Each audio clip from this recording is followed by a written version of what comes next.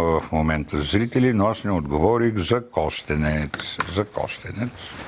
Оставих си го. Сега Костенец е наистина един голям средновековен български град и не случайно. Крепостта се казва край него не Кале, не Асар, а се казва Градище. С Градище българите са означавали само по-големите крепости, които вероятно са имали и градски статут. Не са били военновременни крепости, където населението отива само в случай на война, а крепости, в които се живее постоянно. И затова е удостоена така в народната памет и до наши дни удостоена е с прозвището Градище. Казах, само много големите крепости идват до наши дни с името, българското име Градище, което идва от град, между другото. Тоест място, където е градено не само крепостни стени, но има и жилища, вероятно и феодален замък.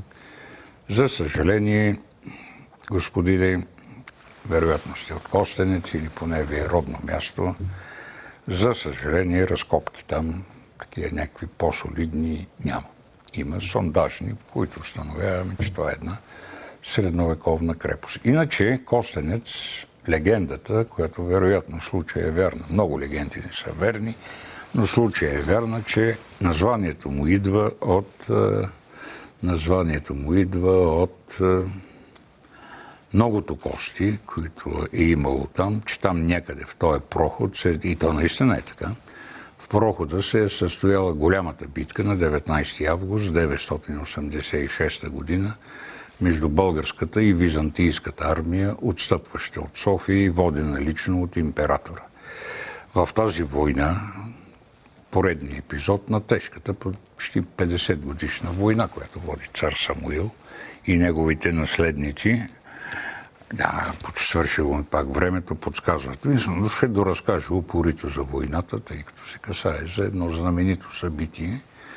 Българската армия, основните сили, начало с цар Самуил, са били подмамени към Солун с един византийски десант на слаби части, но българите го взели за главното направление на удара, разбили напълно войските на ръководения от Ашот Таронит и в този момент с ужас вестоносци донесли в щаба на Самуил под Солун, че византийската армия е пред стените на София, която тогава е била главен град на България и отбранявана от неговия брат Аарон.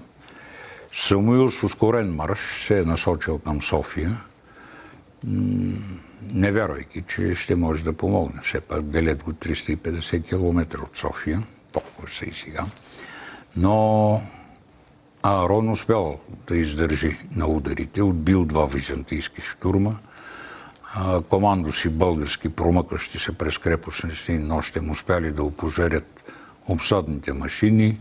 Шопите от околните планински крепости нападали нощно време обозите на византийците, избивали продоволствените отряди и при вестта, че българската армия приближава със страшна сила, Василий II тръгнал по пътя, стигнал до Ихтиман, там вече влиза в прохода към Костенец, където Самуил, като разбрал, че той бяга, свил, като си бил до Дубница, днешната Дупница, свил през полето, през Белчин, през Самоков и прерязал пътя на византийската армия, избил почти цялата византийска армия, останали много кости и оттам селището получило името Костенец.